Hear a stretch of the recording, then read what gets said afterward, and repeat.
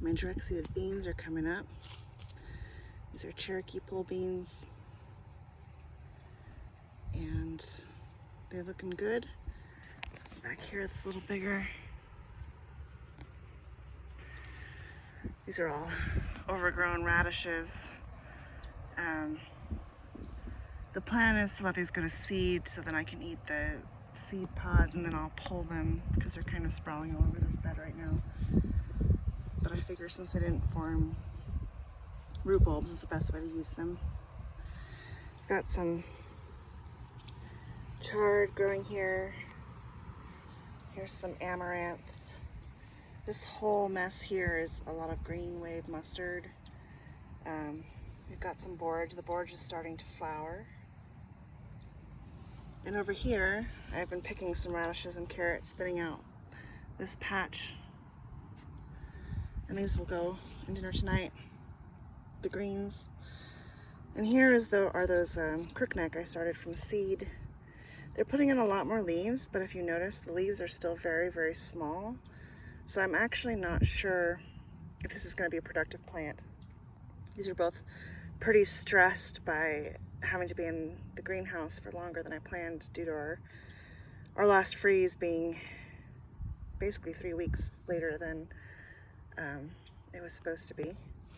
So I'm going to continue picking off the small blossoms here on both these plants and seeing how they do. They're clearly putting on more leaves, but you can see these yellower leaves are stressed.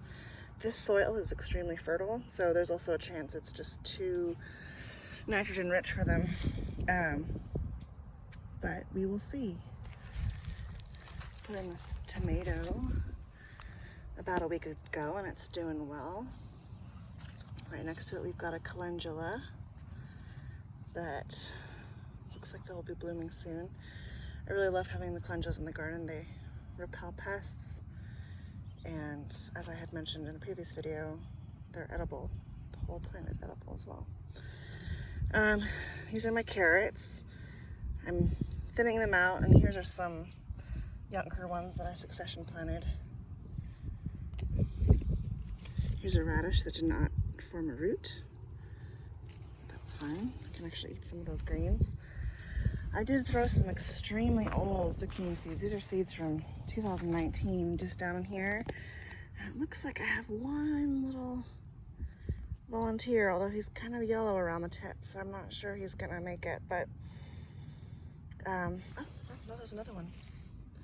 So I have two potentially from some very old seeds. I put about 6 or 7 seeds here, but they were extremely old. Just goes to show you, if you have old seeds, you should plant them, see what happens. I've got some more beans here. These are a bush variety of beans that I'm probably still going to somewhat stake up to keep them off the ground with this tomato cage here. And I have been trimming back, and I did clip, did not pull, I just clipped this borage because they're huge. They're so huge, and they're starting to shade some of the plants. So I'm just tossing the clipped borage down into the soil. You can see here,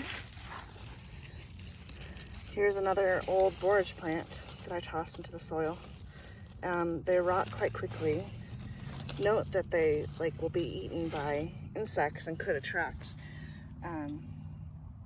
some things to your garden, so don't put them right next to the plants, but they also are great if you add them to your compost, because they create a great nutrient-rich compost, and they break down quite quickly. So another thing I've been going through and doing is clipping my cilantro because it's starting to bolt. It's been cool the past 2 days, but it's gonna be warm finally. So this is the cilantro that's bolting. And so I'm just breaking it off at this point because some of the small leaves will continue to grow. The stems are not that tasty. They're just kind of tough. Obviously the leaves are still fine. So what I do with the stems is I may save some of them and freeze them for throwing in soup for flavoring, because they're a little bit thicker, more like celery-like crunch, and that softens up in soup and gives a mild cilantro flavor. So that's what all this on the other end is cilantro. And these borage, I picked some leaves and cleared it out. Again, you can see them starting to bloom to make room for the broccolis, which are a little bit shaded out here. So I'll continue to clear around them. As you can see, it's quite luscious and jungle-like. So the borage grows so quickly that this plant just 2 days ago was barely there, and I'm gonna pull off one of these flower stems and toss it on the ground here, because this is a cucumber. This is another plant. These plants that I don't know if they're gonna do well. I should really direct seed cucumber, and I may actually do some next to these plants in case these plants fail, but these were transplanted plants. We've got some clover here as well, which I'm keeping in there. It's a good companion plant. And all this here is more calendula, some wildflowers as well. And I've got another tomato here. I only have cherry type tomatoes because that's what my body tolerates. And there's also some onions hiding in this bed, and a chard too. Some of which I don't remember planting, but that's fine. And you can see here's a calendula starting the process of blooming. So all this is calendula mixed in with the garlic.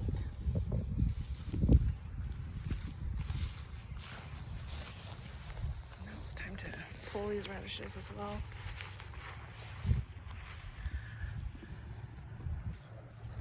This is a very sad looking sweet potato. I'm not sure sweet potatoes I planted are going to survive. But had a lot of emergencies lately in my life and didn't come out and water them one morning, and I think that was enough to kill them. But we'll see.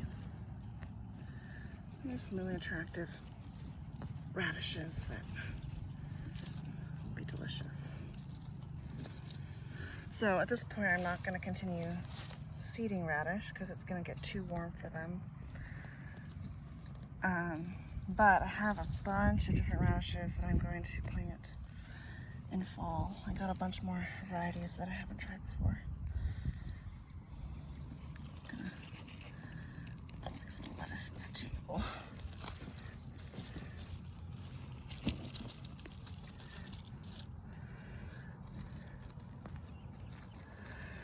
Both lettuce and radish prefer the cooler weather, and since we've been having so much of it, unusually cool weather,